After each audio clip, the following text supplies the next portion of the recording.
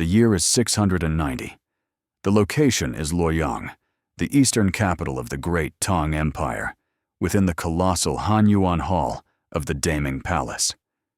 A penetrating autumn chill seeps through the cavernous space, but it is nothing compared to the icy silence of the court. The air is so thick with incense and tension, it feels difficult to breathe, a fragrant, suffocating shroud over an event that defies a millennium of tradition.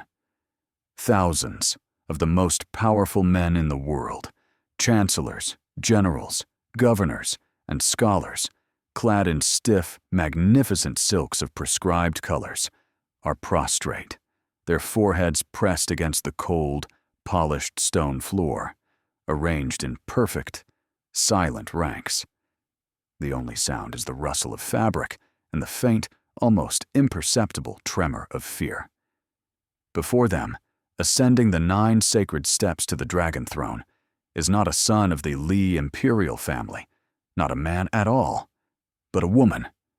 She is 67 years old, her face a mask of serene, unreadable calm, but her eyes hold the accumulated weight of 5 decades of brutal political warfare.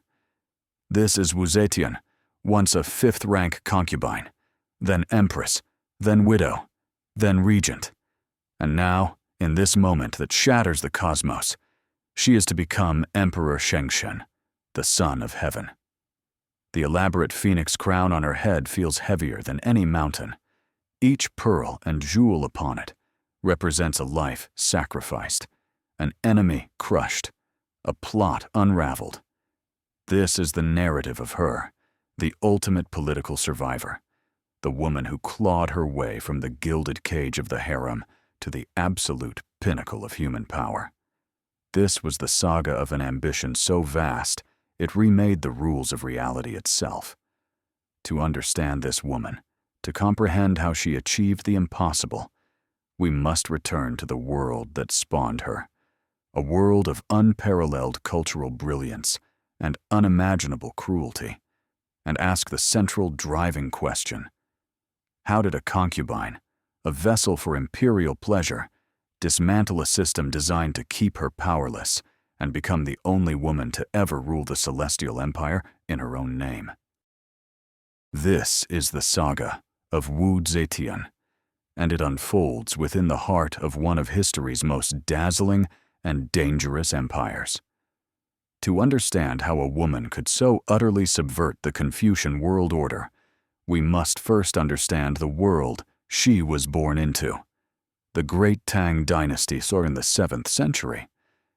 This was not merely a kingdom, it was the undisputed center of the known world, a hyperpower of immense confidence and cultural gravity. While Europe was mired in the fragmented gloom of its dark ages, and the nascent Islamic Caliphate was just beginning its explosive expansion, Tang China was a universe unto itself. Its capital, Chang'an, was the largest, most cosmopolitan city on earth, a teeming metropolis of over 1 million souls where Turkic horsemen, Persian merchants, Japanese monks, and Sogdian dancers mingled in its sprawling, grid-like streets. It was an empire of poets like Li Bai and Du Fu, whose verses would define Chinese literature for all time. It was an age of breathtaking art, of tricolored glazed pottery, of elegant calligraphy, and of monumental Buddhist grottos carved into living rock. But beneath this shimmering surface of high culture and imperial splendor lay a political reality of lethal sharpness. The Tang court was a viper's nest of factionalism, a relentless power struggle between the old, entrenched northwestern aristocratic clans who had founded the dynasty and the imperial family's desperate attempt to centralize power. The real currency of this world was not wealth or titles, but proximity to the emperor, the Son of Heaven, a figure whose every whim could make or break the most powerful families. And nowhere was this proximity more intimate or more deadly than within the walls of the inner palace, the harem. This was Wu Zetian's first arena, a world populated by thousands of women whose sole purpose was to serve the emperor's pleasure and, if they were lucky, to bear him a son.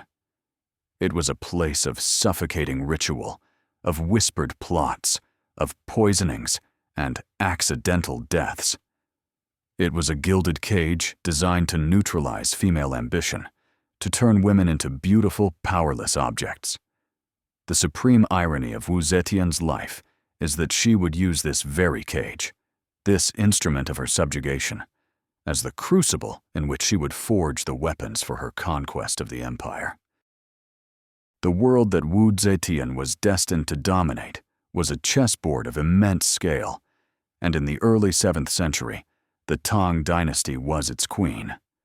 The empire, consolidated by its brilliant second ruler, Emperor Taizong, was experiencing a period of unparalleled peace and prosperity, known as the Reign of Zhenguan. To the west, the Great Silk Road snaked through treacherous deserts and mountains, pouring unimaginable wealth into China. Caravans brought spices, gems, and exotic goods, and in return, the world received the supreme treasure of silk. The Tang military had pacified the vast and restless steppes, shattering the Turkic khaganates that had plagued previous dynasties and extending Chinese influence deep into Central Asia. The Tibetan Empire was a rising power to the southwest, a worthy rival whose clashes with the Tang would define the geopolitics of the next 2 centuries. To the east, the kingdoms of Korea and the islands of Japan looked to Chang'an as the sun of their cultural and political universe, eagerly borrowing its writing system, its philosophies, and its courtly etiquette. While the successor states to the Roman Empire in Europe were struggling with feudal fragmentation, Tang China was a highly centralized, bureaucratic superstate.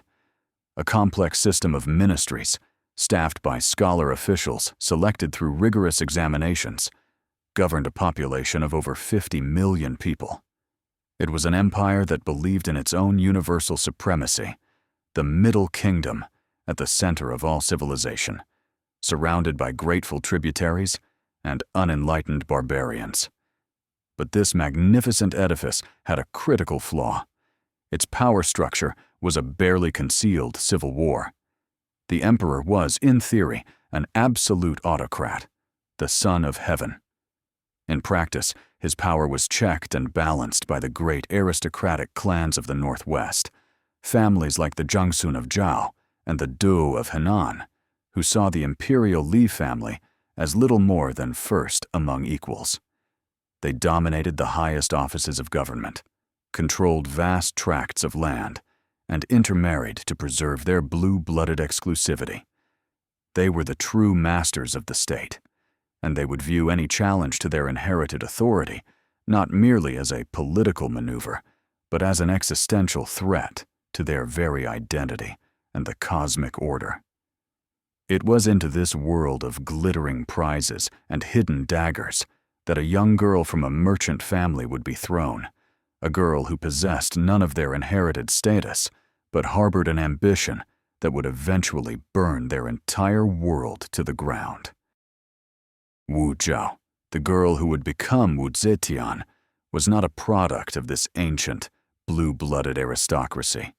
Her origins were far humbler, and this fact would become the defining feature of her psychology and her political strategy.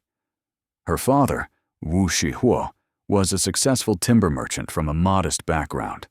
His great fortune in life was to befriend a charismatic rebel and aspiring warlord named Li Yuan. Wu Shihuo threw his considerable wealth behind Li Yuan's rebellion against the collapsing Sui dynasty, a gamble that paid off spectacularly when Li Yuan emerged victorious, establishing the Tang dynasty and becoming its first ruler, Emperor Gaozu. As a reward for his loyalty and financial backing, Wu Shihuo was granted titles, land, and a position in the new government, eventually rising to the rank of Duke and Governor General. This meteoric rise gave his daughter, Wu Zhao, an upbringing of privilege, but it was the privilege of the nouveau riche. She was educated, taught to read, write, and play music. But in the snobbish, ancestry-obsessed world of the Tang elite, she and her family were always outsiders. Upstarts looked down upon by the great clans who could trace their lineages back for centuries. This experience of being a perpetual outsider, of having wealth and status that were granted rather than inherited, instilled in Wu a deep-seated resentment of the hereditary aristocracy and a profound understanding that power was something to be seized and held through cunning and force, not something one was simply born to. She learned from her father's example that loyalty was a transaction and that backing the right horse could change one's destiny. Her mother, from the powerful Yang family, provided a connection to the old Sui imperial house, giving Wu a glimpse into the world of genuine royalty, but also reinforcing her status as a link between the old, defeated order and the new, insecure one. This complex heritage, part merchant pragmatism, part political opportunism, part aristocratic connection, created a character of immense complexity. She was ambitious, ruthless, and utterly contemptuous of the established order she was about to enter. She did not seek to join the elite. She sought to shatter and replace them. At the tender age of 14, in the year 637, Wu Zhao's life was irrevocably transformed. Selected for her renowned beauty, she was brought into the sprawling, labyrinthine world of the forbidden cities in Chang'an to join the harem of Emperor Taizong, the formidable second ruler of the Tang.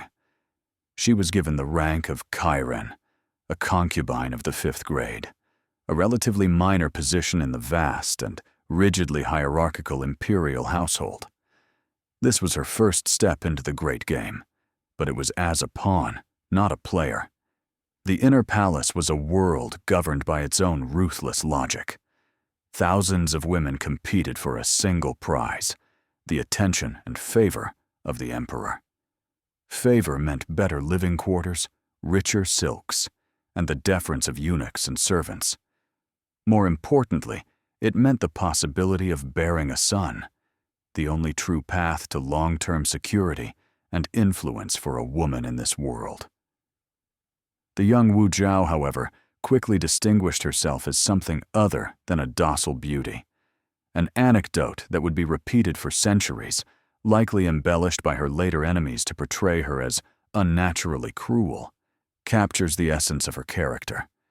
Emperor Taizong had a famously spirited and untamable horse named Lion Stallion.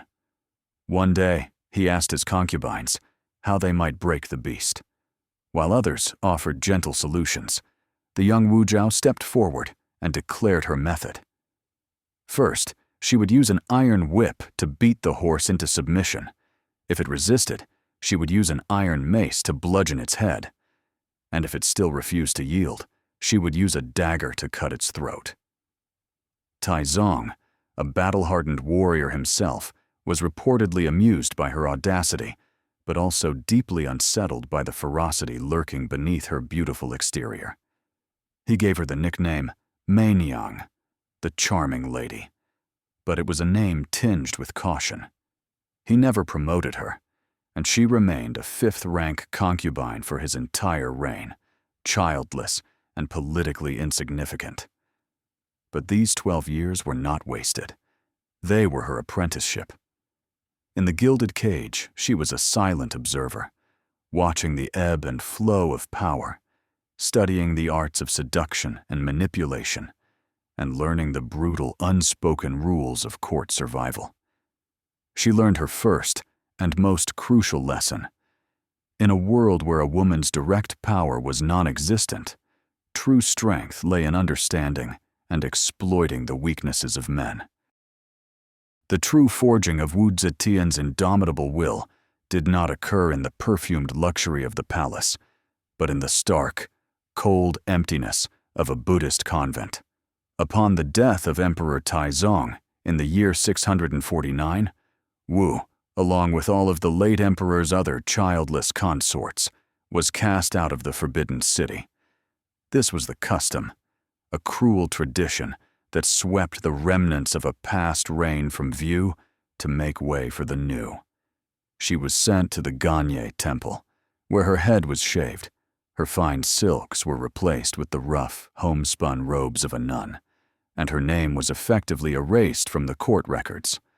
For a woman of 26, who had lived for 12 years at the very center of power, this was a breathtaking fall from grace, a sentence of living death. The Ganye temple was her personal hell, a world of monotonous chanting, meager rations, and endless, anonymous days stretching into a future devoid of hope. It was a world of absolute powerlessness. This experience of profound humiliation, of being discarded like a worn-out garment, became the central, defining trauma of her life. It was here, in the cold silence of the temple, that her ambition crystallized from a youthful desire for advancement into a burning, all-consuming need for revenge against the system that had so casually destroyed her. She vowed to herself that if she ever escaped this prison, she would not just return to power. She would rise so high that no one could ever cast her out again.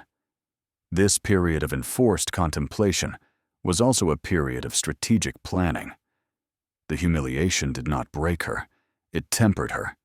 It burned away any remaining naiveties and forged a core of pure, unadulterated steel within her soul. The inner demon that would drive her for the rest of her life was born in the Ganye temple, a relentless, insatiable hunger for security and control, a deep-seated paranoia that saw enemies in every shadow, and an unshakable belief that the only way to survive was to dominate, completely and utterly. The world had shown her its capacity for cruelty, and she had learned her lesson well. From now on, she would be the author of cruelty, not its victim.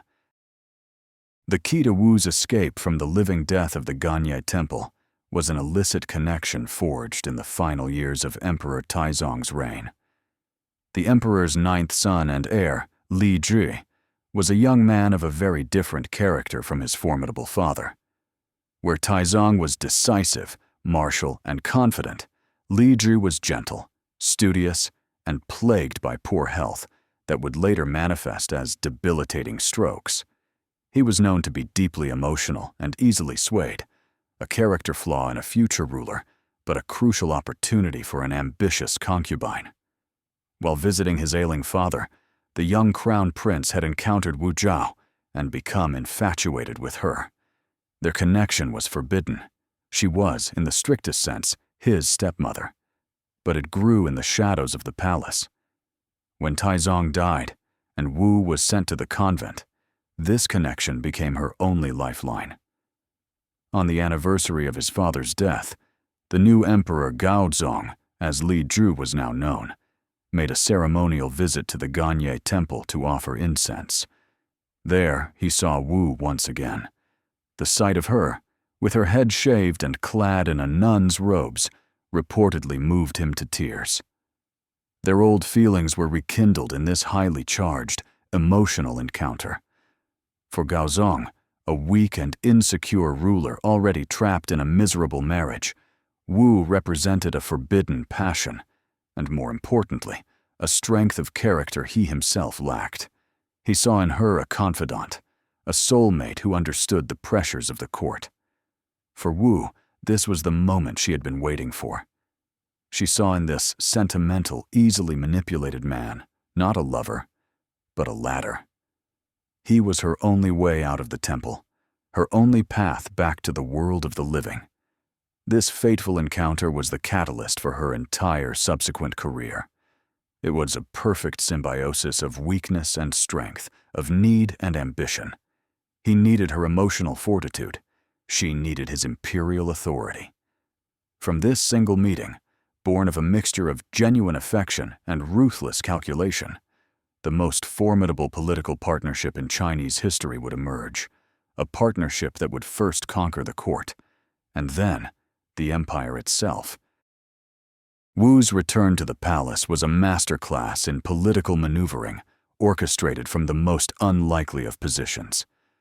The primary obstacle to her reunion with Emperor Gaozong was the emperor's own wife, the noble-born Empress Wang, and his favorite concubine, the vivacious consort Xiao.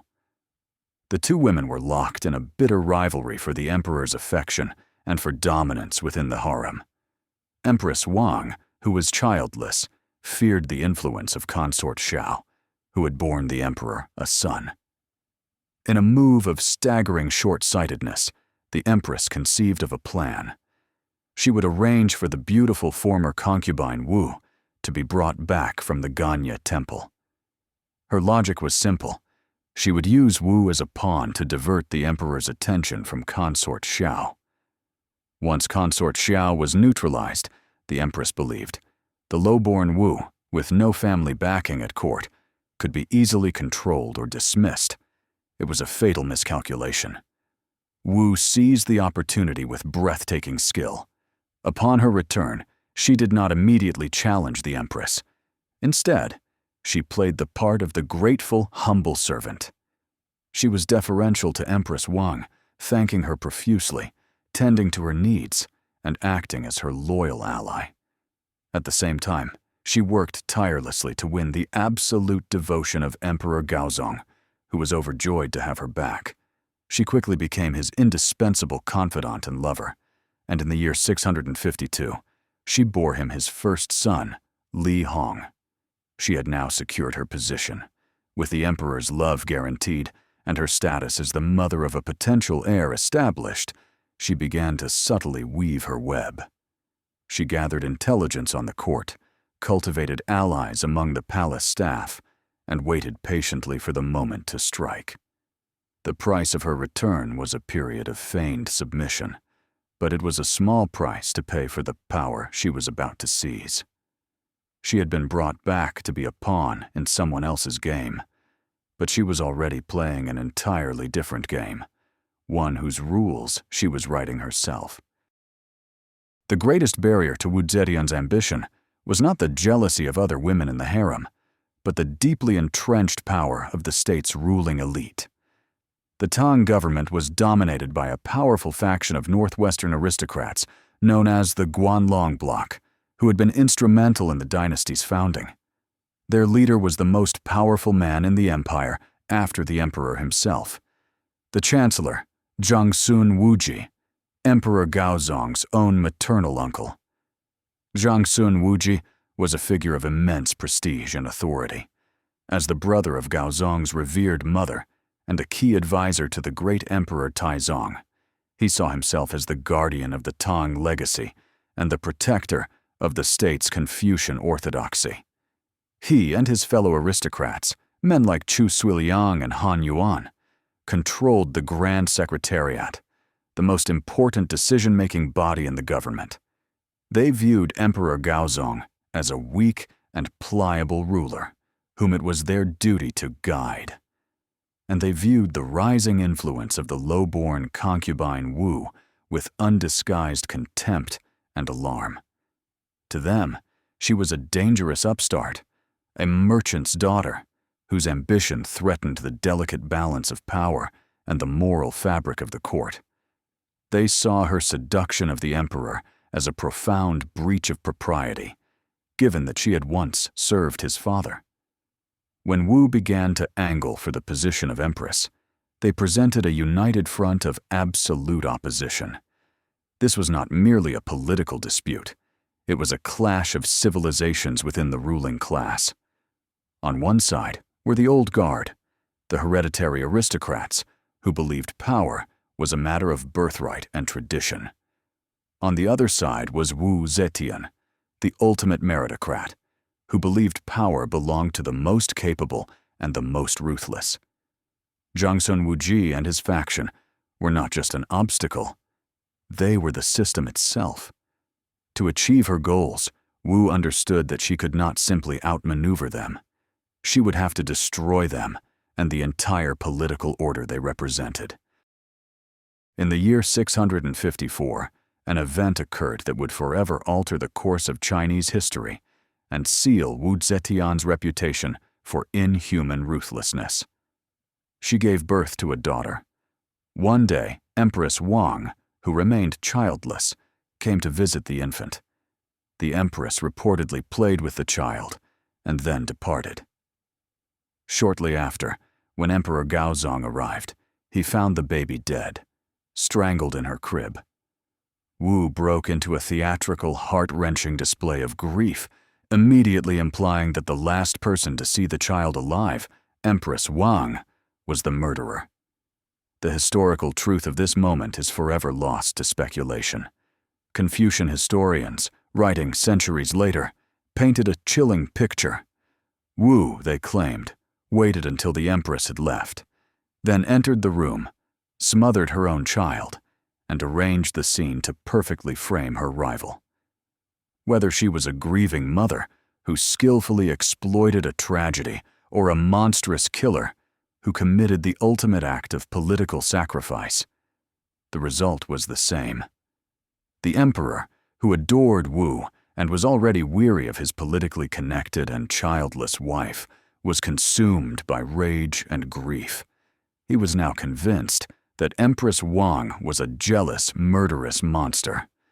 The death of this infant daughter became the casus belli for Wu Zetian's war on the establishment. It was the fatal mistake that her enemies could never have anticipated, a move so far outside the bounds of conventional morality that it was unstoppable. It transformed a political squabble into a moral crusade. Wu had brilliantly turned her supposed weakness as a woman, her role as a mother, into her most devastating weapon. Armed with the unassailable moral authority of a bereaved mother, she now had the emotional leverage to persuade the emperor to do the unthinkable, to depose a sitting empress from one of the great aristocratic clans and replace her with a former concubine of his own father. The court was about to be plunged into a political firestorm from which it would never recover. The accusation of murder against Empress Wang and her ally consort Xiao was the spark that ignited a political inferno. Emperor Gaozong, driven by Wu's accusations and his own desires, was determined to depose the empress. But this was no simple matter. It required the approval of his chief chancellors, the very heart of the Guanlong aristocratic bloc. Led by the formidable Jiangsun Wuji and the morally upright Chu Suiliang, the chancellors vehemently opposed the move. They argued on grounds of tradition, propriety, and the empress's noble birth. Chu Suiliang went so far as to dash his ceremonial tablet of office on the palace steps, begging the emperor to reconsider and threatening to retire to the countryside rather than endorse such a disgrace. The court was paralyzed, split into two warring factions. On one side stood the old guard, fighting to preserve their power and the traditional order. On the other side stood a handful of ambitious, younger officials who saw an opportunity to advance their careers by siding with Wu and the emperor. Wu, working from behind the scenes, masterfully orchestrated the campaign. She bribed, cajoled, and threatened wavering officials. She used her influence over the emperor to promote her allies and demote her enemies. The key breakthrough came when she secured the support of Li Yifu, a cunning and ambitious official who was known as Li the Cat for his sly demeanor. He began to publicly champion Wu's cause, arguing that the appointment of an empress was a private, family matter for the emperor, not an affair of state for the chancellors to decide. This clever argument reframed the debate, undermining the chancellor's authority. Finally, the tide turned when the aged and respected General Li Ji, another founding father of the dynasty, offered the deciding opinion. When the desperate emperor asked for his view, Li Ji simply said, "This is your Majesty's family affair. Why is it necessary to ask outsiders?" With that, the opposition crumbled. In the year 655, Empress Wang and consort Xiao were deposed and imprisoned. Wu Zhao was elevated to the rank of empress. She had won the first battle, but the war was far from over. Her victory had created a legion of powerful, humiliated enemies, and she knew that for her to be secure, every last one of them would have to be eliminated. Having achieved the rank of Empress, Wu Zetian immediately set about consolidating her power with a terrifyingly systematic purge of her enemies. Her first victims were the deposed Empress Wang and consort Xiao. They were imprisoned in a remote courtyard, and when the sentimental Emperor Gaozong showed signs of pitying them, Wu acted with brutal finality. According to the histories, she ordered that the hands and feet of the two women be cut off and their maimed bodies thrown into a large vat of wine, sneering, "Let these two witches get drunk to their bones." Their gruesome deaths sent a chilling message to the entire court. This was a new kind of empress, one who dealt in absolute and final victories. Next, she turned her attention to the aristocratic faction that had opposed her rise. Using a network of political allies and informants, she began to build cases against them, accusing them of treason and corruption. The Chancellor Chu Suiliang was demoted and sent to a series of remote posts in the malarial south, where he died in exile. Han Yuan and other opponents were similarly exiled or forced into retirement.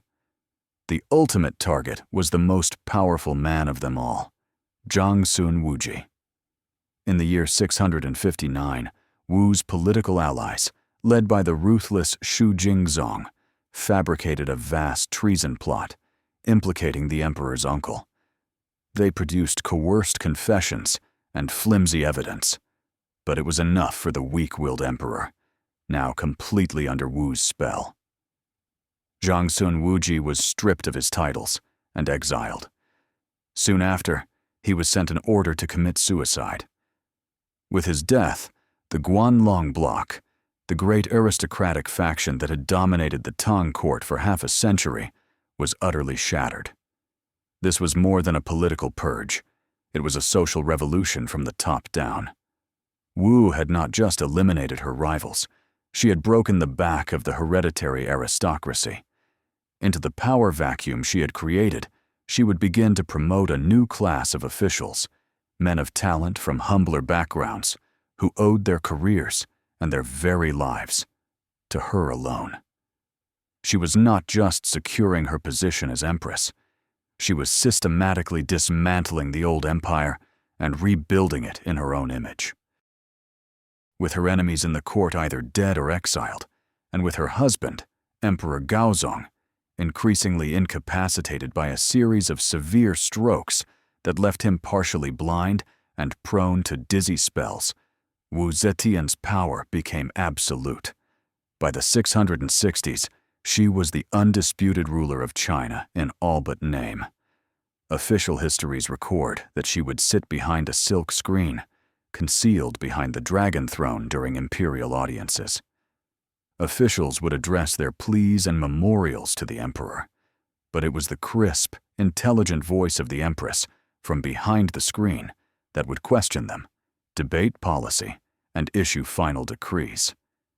This unprecedented arrangement gave rise to a new term in the court, the Two Sages, or Sheng. In public, the fiction of joint rule was maintained, but in private, everyone knew the truth. Gaozong was the figurehead, the symbol of legitimacy, while Wu was the true political mind, the driving force of the government.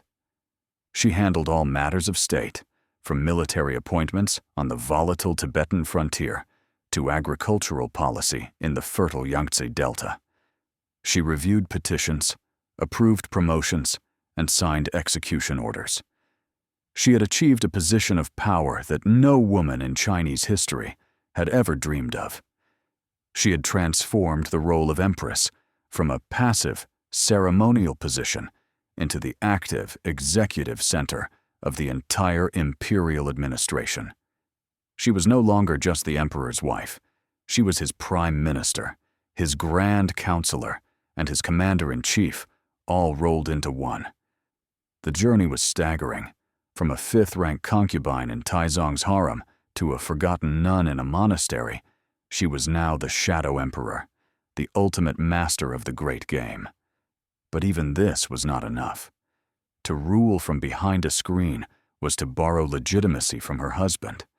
Her ambition now began to turn towards a goal that was, until this point, utterly unthinkable: to rule in her own right, under her own name. As her political power became absolute, Wu Zetian understood that military and police force were not enough to sustain her unprecedented position. She needed a new ideology, a new source of legitimacy that could justify the rule of a woman in a deeply patriarchal Confucian society. Confucianism, with its rigid emphasis on hierarchy and male authority, was the bedrock of the state, but it was also her greatest enemy. It offered no place for a female ruler. So, she turned to another powerful force in Tang China: Buddhism. While the Tang imperial family officially claimed descent from the Taoist sage Laozi, Buddhism had flourished, becoming a vibrant and deeply embedded part of Chinese culture. Wu Zetian saw in it a perfect tool to create a new narrative for her reign. She began to patronize Buddhist scholarship on a massive scale, lavishing imperial funds on temples, monasteries, and translation projects. She cultivated relationships with influential monks, who in turn began to see her as a great Dharma protector. The masterstroke of this strategy came when her clerical allies discovered a text called the Great Cloud Sutra. They produced a commentary on this sutra, which contained a stunning prophecy: that the Buddha Maitreya, the Buddha of the future, would be reincarnated in a female form as a monarch who would rule the world and bring about an age of peace and prosperity. This was a piece of pure ideological dynamite.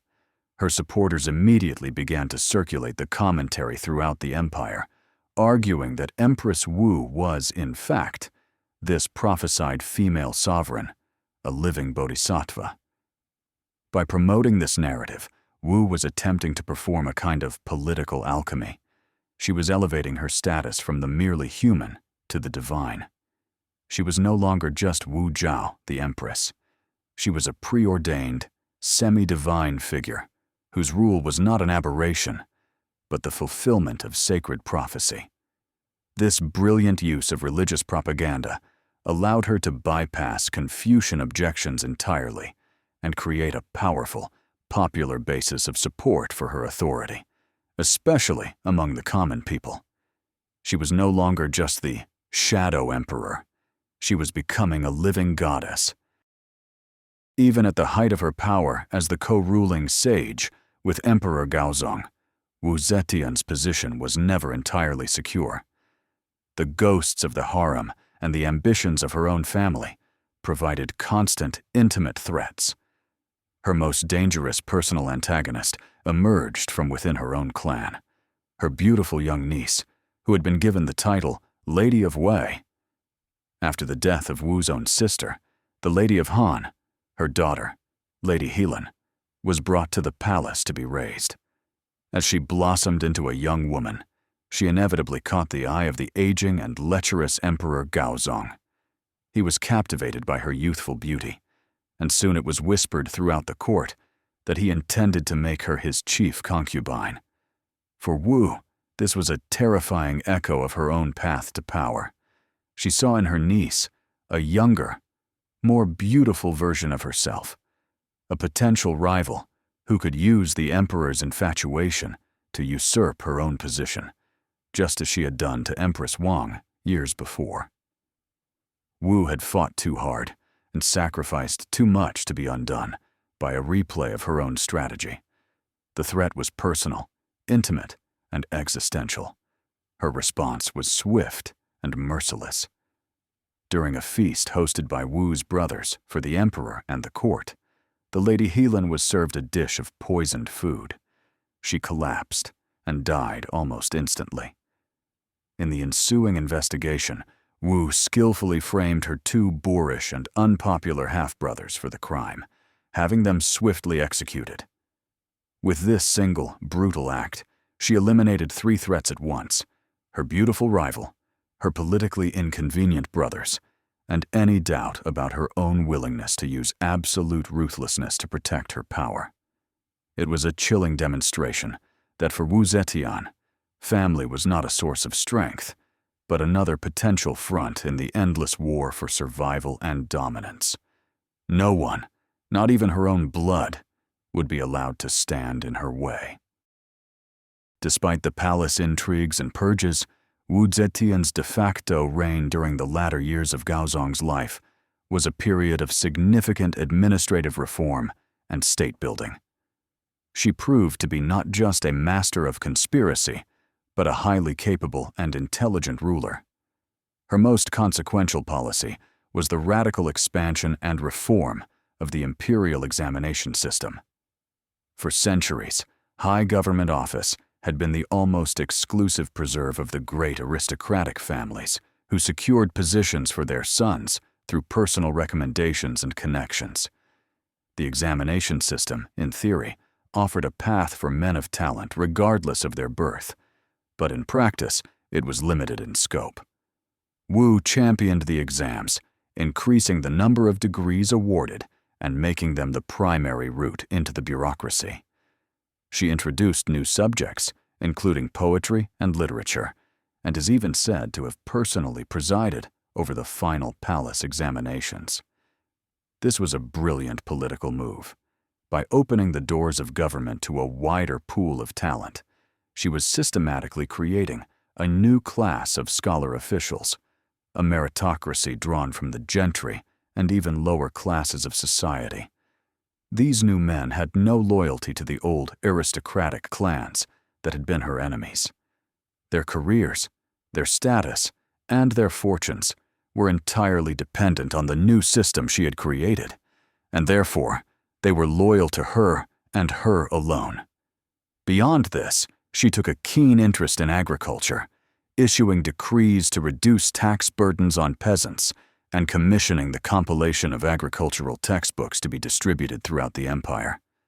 She maintained a strong defense on the frontiers, managing the complex threats from the Tibetan Empire and the Turkic tribes. She was, in short, a ruthlessly effective autocrat.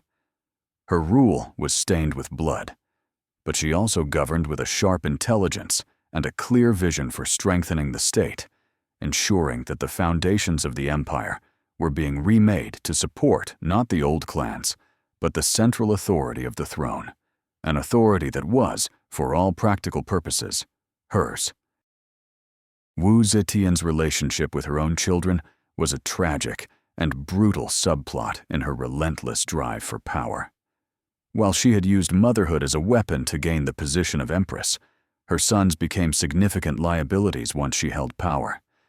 As the heirs to the Dragon Throne, they naturally became the focal points for officials and members of the old guard who resented her dominance and wished to see a legitimate male ruler take control. Her eldest son with Gaozong, the Crown Prince Li Hong, was a gentle, intelligent, and conscientious young man, well respected by the Confucian officials of the court. He grew increasingly alarmed by his mother's ambition and her ruthless methods, and he dared to occasionally challenge her decisions, particularly her harsh treatment of his half-sisters, the daughters of the unfortunate consort Xiao. In the year 675, while traveling with the imperial court to Luoyang, the 23-year-old crown prince died suddenly and mysteriously. The official cause was given as consumption, but rumors immediately spread that his mother had poisoned him. His death was simply too convenient. With Li Hong gone, the title of crown prince passed to his younger brother, Li Xian. Li Xian was more hot-headed and less discreet than his brother, and he made little secret of his disapproval of his mother's control over the ailing emperor. Soon, Wu's secret police produced evidence that Li Xian was plotting a rebellion. Weapons were allegedly discovered in his stables. He was swiftly deposed, stripped of his titles, and sent into exile. A few years later, he too would be forced to commit suicide. Whether her sons were genuinely plotting against her or were simply victims of her deepening paranoia is impossible to know. What is clear is that Wu Zetian came to see her own offspring not as family, but as rivals. Her maternal instincts were completely subordinate to her political ambition. She was the mother of the empire now, and she would devour her own children if they threatened her control over it. As Emperor Gaozong's health continued to decline and Wu Zetian's grip on power tightened, the political atmosphere of the court grew thick with paranoia and fear. To root out any potential opposition and to terrorize her remaining enemies into submission, Wu unleashed one of the most infamous instruments of her rule, a vast network of secret police. She encouraged officials and commoners alike to act as informants, setting up copper boxes in the capital for citizens to mail in anonymous accusations against anyone they suspected of disloyalty. This system was overseen by a group of officials who came to be known as the cruelty, or cruel officials. Men like Lai Junchen and Zhou Xing became masters of torture, extortion, and fabrication. They established a reign of terror within the Tang elite, where a single unsupported accusation could lead to arrest, unspeakable torture, and the execution of one's entire family. Lai Junchen even authored a classic text on the art of extracting confessions, titled The Manual of Entrapment. Thousands of people, aristocrats, scholars, officials, and their families, were swept up in these purges. The goal was not necessarily justice, it was the complete atomization of political opposition. By creating a climate of pervasive fear where no one could trust their colleagues, their friends, or even their own family members, Wu made organized resistance impossible. This period left a deep and bloody stain on her legacy, while she was also promoting talented men and governing effectively in many areas. Her rule was underpinned by a brutal security apparatus that silenced all dissent. The paranoia that had been born in the humiliation of the Ganye temple had now been institutionalized and turned into a weapon of state. She was building her new empire, but its foundations were cemented with the blood and fear of the very people she ruled. In the year 683, Emperor Gaozong died, leaving the throne to his third son and Wu's third son, Li Jie, who became Emperor Zhongzong. But his reign was destined to be short. He was a weak and foolish ruler, completely dominated by his ambitious wife, Empress Wei. When he began making rash appointments, including an attempt to make his father-in-law chief minister, he gave Wu the pretext she needed. After just 6 weeks on the throne, Wu Zetian had him deposed, exiled, and replaced with her fourth and youngest son, Li Dan, who became Emperor Ruizong. Ruizong, however, was an emperor in name only. He was a virtual prisoner in the inner palace, not permitted to rule or even to appear at official functions. Wu now ruled openly and absolutely as Empress Dowager and Regent. For 7 years, she maintained this fiction, ruling through her puppet son. But her ambition and the ideological groundwork she had been laying for decades with Buddhist prophecy was driving her towards a final, revolutionary act. In the year 690, at the age of 67, she decided the time was right. Supported by a flood of popular petitions orchestrated by her followers, she took the step that no woman had ever dared to take. She forced her son, Emperor Ruizong, to abdicate. She then formally ascended the dragon throne herself. She cast aside the Li family's Tang Dynasty, proclaiming the founding of a new dynasty, her own, which she named the Zhou. She took the regnal name Emperor Shengshen, meaning Holy and Divine Emperor. This was the culmination of her life's work. The girl who had entered the palace as a minor concubine, who had been cast out as a nun, had now become the Son of Heaven. She had not just broken the rules, she had shattered the entire cosmic order and remade it in her own image. It was an act of personal and political audacity without parallel in Chinese, and perhaps world history. Even for a ruler as formidable as Emperor Shengshen Wu Zetian, the geopolitical realities of the vast Chinese frontier were a constant and brutal check on absolute power. Shortly after she founded her Zhou dynasty, her reign faced its most severe military test. The Khitan people, a semi-nomadic group inhabiting the steppes of Manchuria, had long been vassals of the Tang. But under a charismatic new leader, they rose up in a massive rebellion in the year 696, overrunning the northeastern frontier, killing Chinese commanders and capturing key cities. The war quickly spiraled into a devastating, costly, and prolonged conflict. Wu Zetian, now in her 70s, was forced to divert huge amounts of state resources to the war effort. She sent massive armies to the frontier, but the Khitans, masters of mobile steppe warfare, proved to be an elusive and formidable foe. The war drained the imperial treasury, required heavy taxation on the peasantry, and led to the deaths of tens of thousands of soldiers. It was a bloody quagmire that exposed the limits of even her authority. The rebellion also had profound political consequences. To lead the armies, Wu was forced to rely on capable generals and officials, including some from the old Tang establishment, whom she had previously distrusted.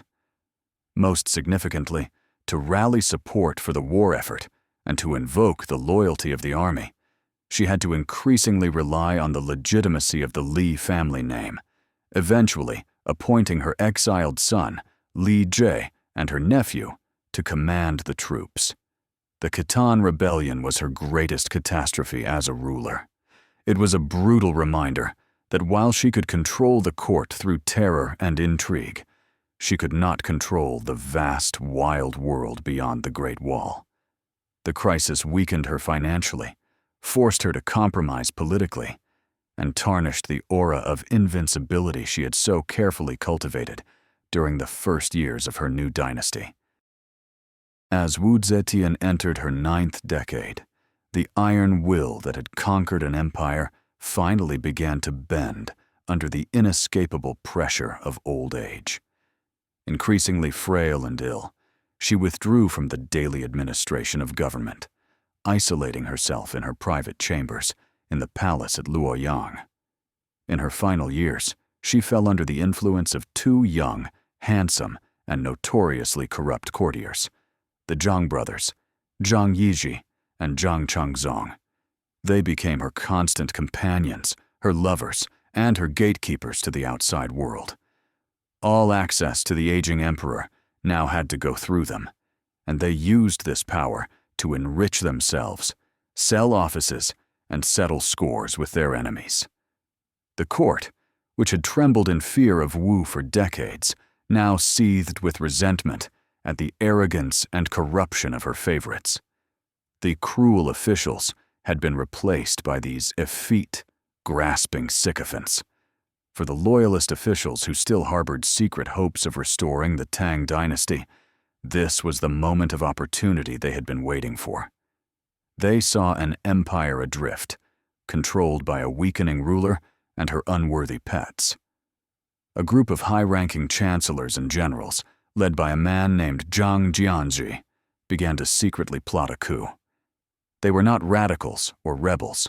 They were pragmatists who had served her government, but believed her dynasty was an aberration that now threatened to collapse into chaos upon her death.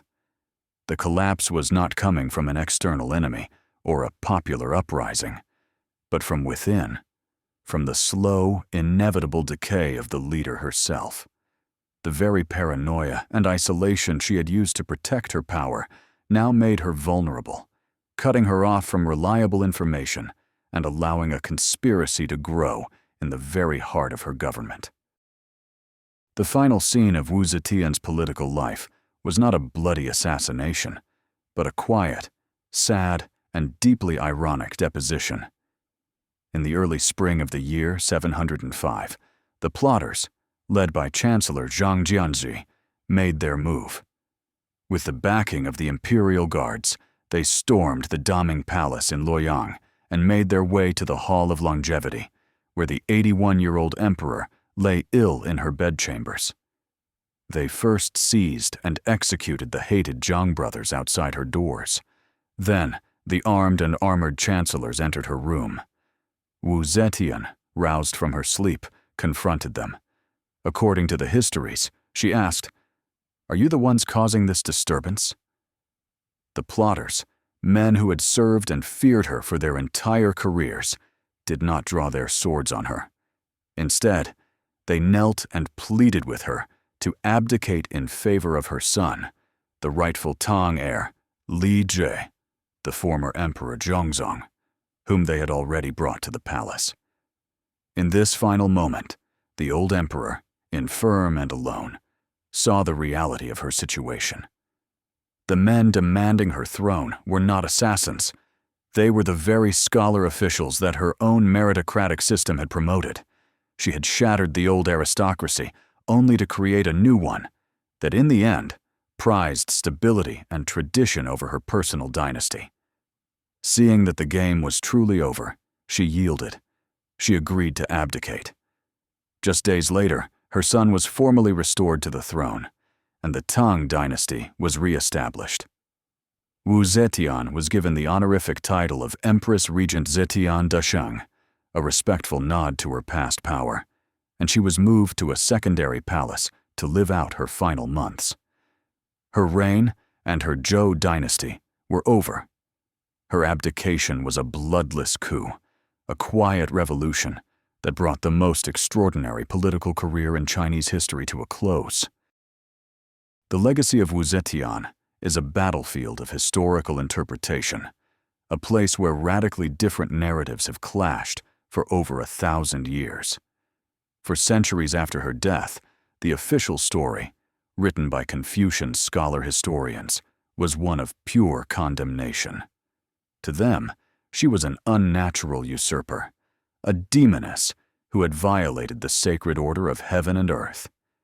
They painted her as a monster of cruelty and sexual depravity, a Buddhist heretic who had temporarily broken the sacred patrilineal succession of the empire.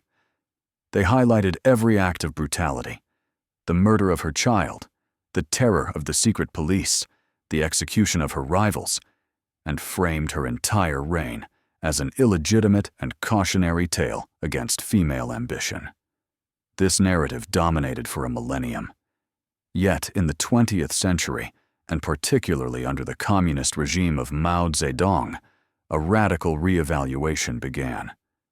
The new historians cast her as a progressive, proto-feminist hero. They saw her as a brilliant stateswoman who broke the oppressive grip of the feudal, aristocratic clans. They praised her for championing the meritocratic examination system, for promoting talented men from humble origins, and for her skilled administration of the empire. In this view, the stories of her cruelty were dismissed as misogynistic slander, written by her bitter Confucian enemies. For Buddhists, she remains a great patron of the faith, an incarnation of Maitreya, who sponsored some of the most magnificent art and scholarship of the era. So who was she?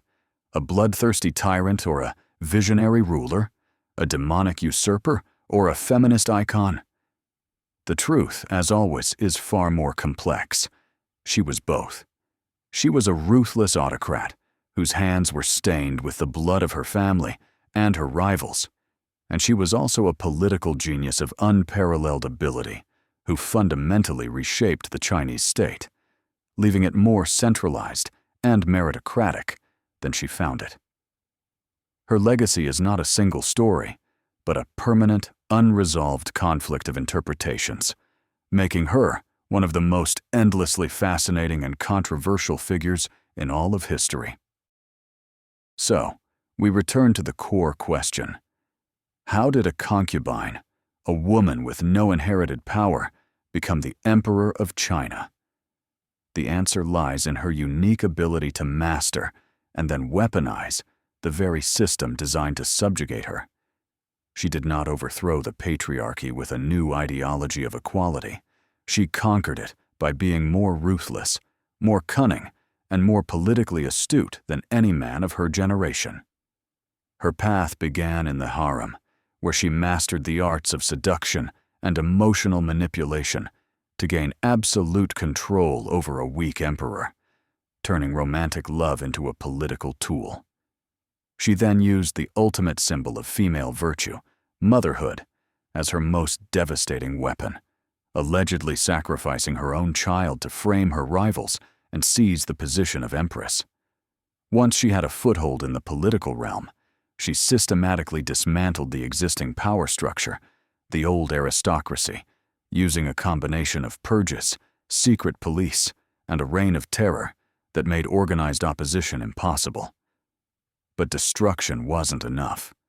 She simultaneously built a new foundation for power, creating a meritocratic bureaucracy loyal only to her and using the powerful ideology of Buddhism to create a divine mandate for her rule that superseded the Confucian order.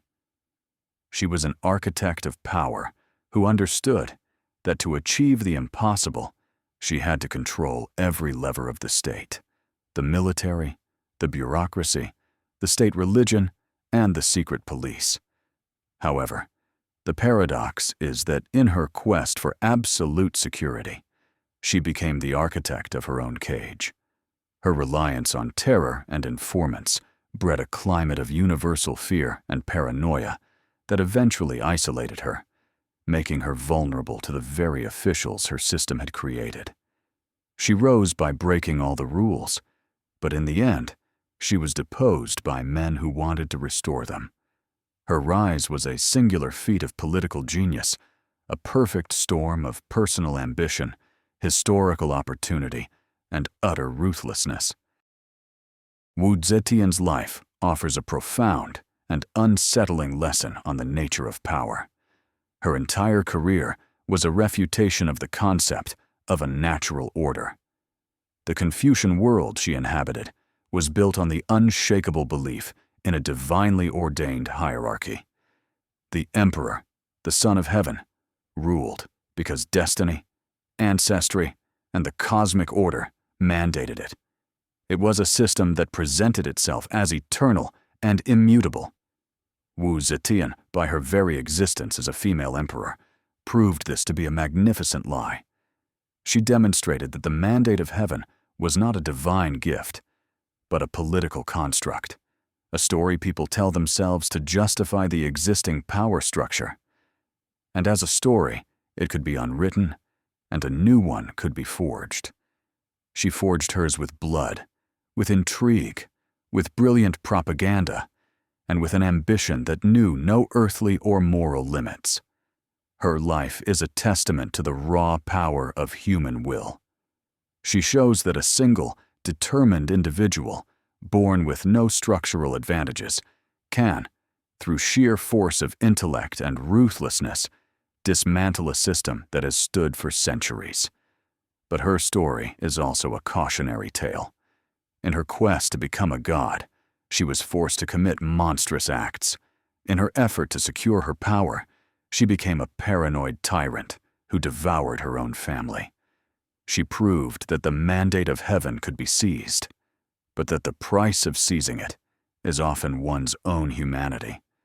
Her reign is the ultimate demonstration that history is not a gentle unfolding of destiny, but a brutal, chaotic arena where the boldest and most ruthless are free to write their own rules and forge their own crowns.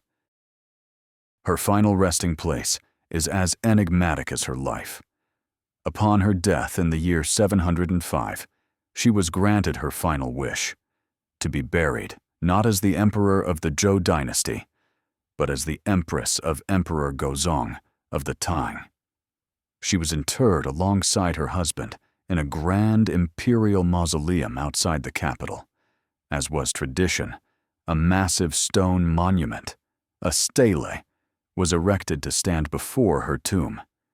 These steles were the final verdict of history, carved with a long inscription detailing the glorious deeds and accomplishments of the deceased. But Wu Zetian's stele is utterly, hauntingly empty. Not a single character was ever carved upon it. Historians have debated the reason for centuries. Was it an act of final humility, an acknowledgement that her deeds were too complex for simple praise? Was it an act of ultimate arrogance, a silent challenge to future generations, suggesting that no words could ever do justice to her accomplishments? Or was it the final, subtle revenge of the Confucian officials who restored the Tang, an attempt to erase the memory of the woman who had so profoundly broken their world? Whatever the reason, the blank stele stands today as the perfect final frame for her story. It is a silent monument to an unrepeatable life, a vast, empty canvas onto which all of history has projected its fears, its judgments, and its awe. The blank stone remains, inviting every generation to weigh the evidence for themselves, to debate the legacy of the concubine who became an emperor, and to wonder at the sheer, terrifying force of an ambition that was vast enough to conquer a world, but which left history, in the end, speechless.